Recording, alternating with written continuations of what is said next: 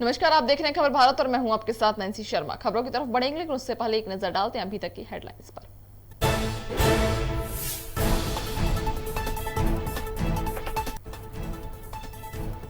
नए आईटी नियमों का पालन न करना ट्विटर को पड़ा भारी। केंद्रीय कानून मंत्री रविशंकर प्रसाद ने कहा, मौके देने के बाद भी कंपनी ने नहीं मानी गाइडलाइन, अब वे कानूनी संरक्षण के हकदार नहीं।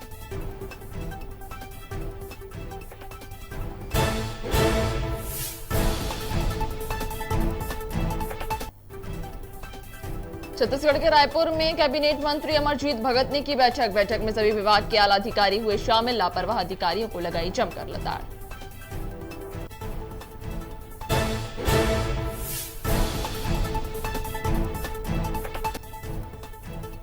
मध्य प्रदेश के वित्त मंत्री जगदीश देवड़ा का बयान। सीहोर में हुई बैठक पर बोले देवड़ा, प्रदेश में आय बढ़ाने को लेकर कई बिंदुओं पर हुई चर्चा।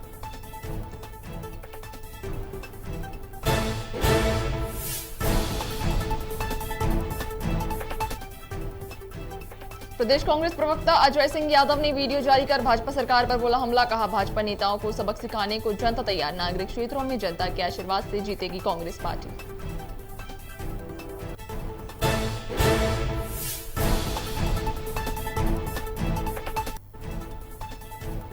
और झाबुआ जिले के मेघनगर में नया रेलवे ओवरब्रिज बनकर हुआ तैयार। ब्रिज के शुभारंभ में हो रही थी देरी, कोरोना गाइडलाइन के अनुसार हुआ शुभारंभ।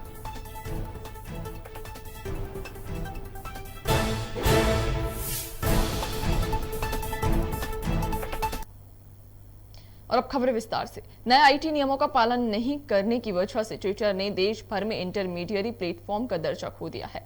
इस फैसले के बाद केंद्र सरकार ने अपना पक्ष रखा है। वहीं केंद्रीय कानून मंत्री रविशंकर प्रसाद ने कहा कि इस बात को लेकर कई सवाल उठ रहे हैं। साथ ही उन्होंने बताया कि ट्विटर 26 मई से लागू हुई गाइडलाइन का पालन करने में नाकाम रहा है, जिसके बाद भी उन्हें काफी मौके दिए गए थे, फिर भी उन्होंने जानबूझकर गाइडलाइन न मानने का रास्ता चुना। अब वे कानूनी संरक्षण के हकदार नहीं है।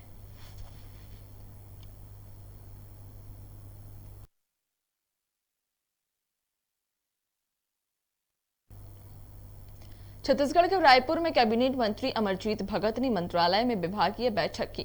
बैठक में खाद्य और नागरिक आपूर्ति निगम, मार्कफेड विधिक माप विभाग और स्टेट वेयर हाउसिंग कॉर्पोरेशन के कार्यों की समीक्षा की गई।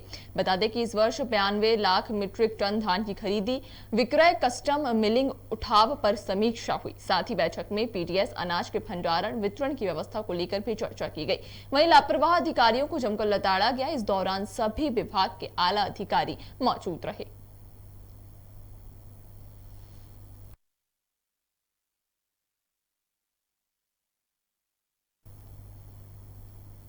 मध्य प्रदेश के वित्त मंत्री जगदीश देवड़ा ने अपने बयान में कहा कि मुख्यमंत्री शिवराज सिंह चौहान ने प्रदेश के विकास पर विचार करने को लेकर सीहोर में एक बैठक की, जिसमें अनेक बिंदुओं पर चर्चा हुई। वहीं सभी अलग अलग विभागों के मंत्री समूह की कमेटी बनाई गई है और सभी विभागों के मंत्रियों को कहा गया है कि आय किस प्रकार से बढ़ सकती है, उस बारे में सभी लोग अपने अपने कमेटी से मीटिंग करेंगे। साथ ही बताया कि बैठक में अच्छे विचार आए हैं। पूरे प्रदेश में कोरोना को लेकर मुख्यमंत्री प्रधानमंत्री से चर्चा कर रहे हैं। साथ ही मंत्री ने मीडिया से कई और मुद्दों पर भी चर्चा की। सभी अलग अलग विभागों की अलग अलग मंत्री समूह बनाए हैं, कमेटियां बनाई है और उनको ये कहा गया है कि भाई क्या नया नवाचार हो सकता है रेवेन्यू के जनरेट होने के लिए। कृषि विभाग वालों का, जैसे अलग सभी विभाग के मंत्रियों को उसमें कहा है। जैसे वित्त विभाग से संबंधित है 5-7 मंत्रियों को उसमें भी रखा है कि भाई कैसे अपनी अर्निंग बढ़ सकती है, क्या क्या नए नवाचार हो सकते हैं। तो उस बारे में अभी सब लोग अपनी अपनी कमेटी की मीटिंग करेंगे। लेकिन उस बैठक में, सीहोर वाली बैठक में सबके विचार उसमें आए हैं, अनेक अच्छे विचार आए हैं कि भाई आखिर प्रदेश का विकास के लिए, जन कल्याणकारी योजनाओं के लिए, प्रदेश को आगे बढ़ाने के लिए और जो कोरोना का संकट है इसमें लंबे समय से सरकार का के ऊपर जो ये आर्थिक दृष्टि से काम करना पड़े हैं, निश्चित रूप से बहुत आवश्यक थे और वो काम कोई रुके नहीं है। तो इन सब बातों को लेकर के वहाँ पर विचार विमर्श हुआ है। मुझे लगता है बहुत सारगर्भित और बहुत ही महत्वपूर्ण चर्चाएं उसमें हुई है। प्रदेश कांग्रेस प्रवक्ता अजय सिंह यादव ने आज एक वीडियो जारी कर भाजपा सरकार पर हमला बोला है। उन्होंने कहा कि मध्य प्रदेश में बीजेपी जनता के बीच जाने से घबरा रही है, क्योंकि जनता भाजपा नेताओं को सबक सिखाने के लिए तैयार है और कोरोना काल के दौरान 28 विधानसभा उपचुनाव हो सकते हैं, दमोह का उपचुनाव हो सकता है, तो नगरीय निकाय चुनाव क्यों नहीं करवाए जा रहे। साथ ही उन्होंने कहा कि जल्द से जल्द नगरीय निकाय चुनाव करवाए जाएं, ताकि प्रदेश के अधिकांश क्षेत्रों में जनता के आशीर्वाद से कांग्रेस पार्टी जीत सके। मध्य प्रदेश में भारतीय जनता पार्टी सरकार जनता के बीच में जाने से घबरा रही है, डर रही है, क्योंकि जनता भाजपा नेताओं को सबक सिखाने के लिए तैयार है।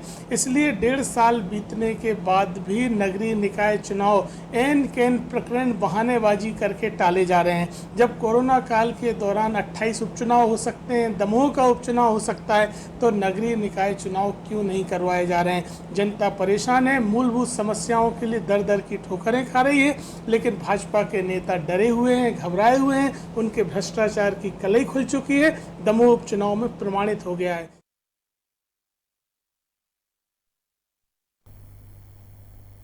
प्रदेश कांग्रेस प्रवक्ता नरेंद्र सलूजा ने अपने ट्विटर अकाउंट से मुख्यमंत्री शिवराज सिंह चौहान के दिल्ली दौरे पर ट्वीट किया। साथ ही प्रधानमंत्री नरेंद्र मोदी सहित पार्टी के अन्य नेताओं से मुलाकात पर भी लिखा। उन्होंने ट्विटर अकाउंट पर नर्मदा परियोजना के टेंडर व हिस्से सहित झगड़े के साथ ही इस मामले में हुई शिकायत पर अपना पक्ष रखने की बात कही।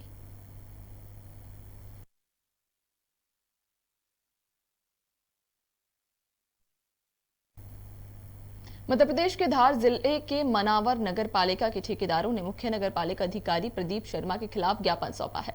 आपको बता दें कि मनावर नगर पालिका में निर्माण कार्य कर चुके ठेकेदारों का भुगतान 8 महीने से नहीं किया गया है, जिसके चलते ठेकेदारों का धैर्य अब जवाब दे गया है और उन्होंने प्रशासन को इससे अवगत कराते हुए अपना भुगतान शीघ्र कराए जाने को लेकर मनावर के तहसीलदार CS धारवे को ज्ञापन दिया है। साथ ही चेतावनी दी है कि अगर 8 दिनों में भुगतान नहीं किया जाता तो हम नगर पालिका में हड़ताल कर धरना प्रदर्शन करेंगे।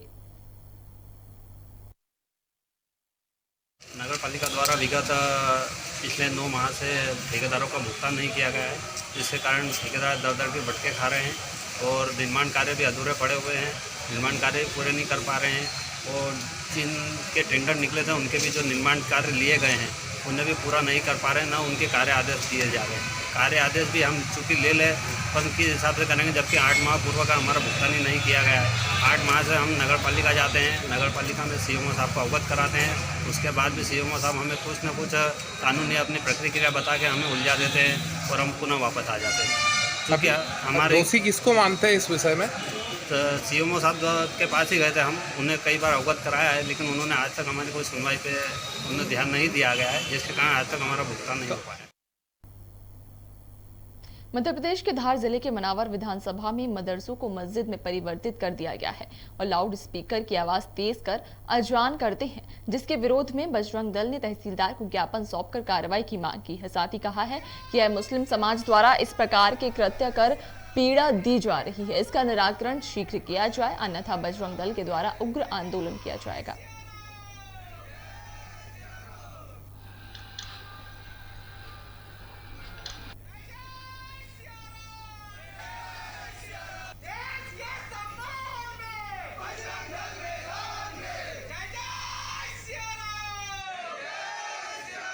कई मदरसों को मस्जिद के रूप में परिवर्तन कर दिया गया है एवं कई बार ज्ञापन देने के बाद भी लाउड स्पीकर का वॉल्यूम कम नहीं किया गया। उस विषय में आज तहसीलदार महोदय एवं SDM महोदय को ज्ञापन दिया गया। प्रभावी कार्रवाई नहीं होती है तो क्या करेंगे? सब अथाई कार्रवाई नहीं की जाएगी, विश्व हिंदू परिषद का उग्र आंदोलन करेगा, उसकी पूरी जवाबदारी प्रशासन की रहेगी। भिंड जिले के उमरी में सहकारी गेहूं खरीदी केंद्र के प्रबंधक को गेहूं के बोरों में पानी मिलाने के वायरल वीडियो पर सस्पेंड किया गया है। दरअसल मामला भिंड जिले के सरकारी खरीदी गेहूं केंद्र उमरी का है, जहां पिछले दिनों खरीदी केंद्र उमरी पर कर्मचारियों के द्वारा पाइप से गेहूं के बोरों में पानी डालने का वीडियो वायरल हो रहा था, जिसकी खबर भारत ने प्रमुखता से दिखाई थी और इस खबर का असर हुआ, जिसके बाद भिंड कलेक्टर सतीश कुमार एस ने कार्रवाई की और वहीं सरकारी गेहूं खरीदी केंद्र उमरी के प्रबंधक भजन सिंह को सस्पेंड कर दिया गया है। बता दें कि भिंड कलेक्टर सतीश कुमार एस ने कहा कि जांच जारी है और अन्य दोषियों के खिलाफ भी कार्रवाई की जाएगी।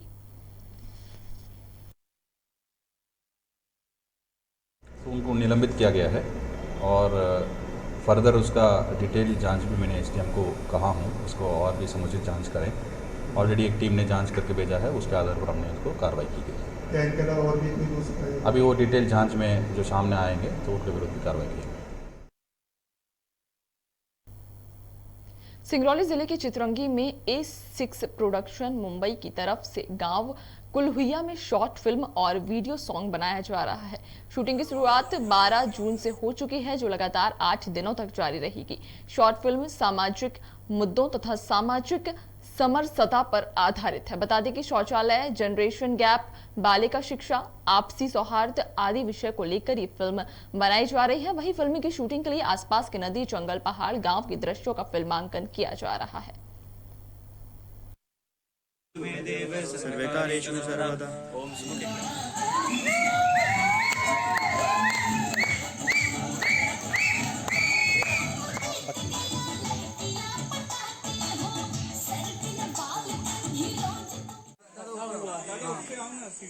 विगत 8 वर्षों से मुंबई में रह के और फिल्म इंडस्ट्री में काम कर रहा हूँ डायरेक्शन लाइन में। तो हम अक्सर देखते थे कि सिंगरौली में हर तरह से डेवलपमेंट हो रहा है, लेकिन ये क्षेत्र जो था सांस्कृतिक, ये थोड़ा सा पीछे था। तो अब मैं यहाँ से था तो मेरी ये जिम्मेदारी बनती है कि मैं यहाँ इस चीज़ की शुरुआत करूँ। हर तरह से हो रही है। तो ये हमारा प्रोजेक्ट 10 दिन का है। हम 10 दिन में 8 शॉर्ट प्रोजेक्ट कर रहे हैं, जिसमें से 2 वीडियो सॉन्ग हैं और 6 शॉर्ट फिल्म है जो सामाजिक समस्याओं और जो सामाजिक समरसता है उस पे आधारित है। जिसमें से पहली जो कहानी हमारी है वो टॉयलेट के ऊपर है, शौचालय की समस्या के ऊपर। दूसरी जो है एजुकेशन, शिक्षा के ऊपर है। तीसरी है एक जनरेशन गैप के ऊपर है कि हमारे पहले वाले जो लोग समझते थे, उनकी जो मेंटेलिटी थी, उनका जो सोचने का तरीका था, जो समाज में रहने का, कैसे समाज को व्यवस्थित तरीके से रहते हैं, हम एक दूसरे के पूरक हैं, एक दूसरे की मदद करते हैं। फिलहाल की इस बुलेटिन में इतना ही। ताज़ा तरीन खबरें देखने के लिए बने रहिए आप खबर भारत के साथ। नमस्कार।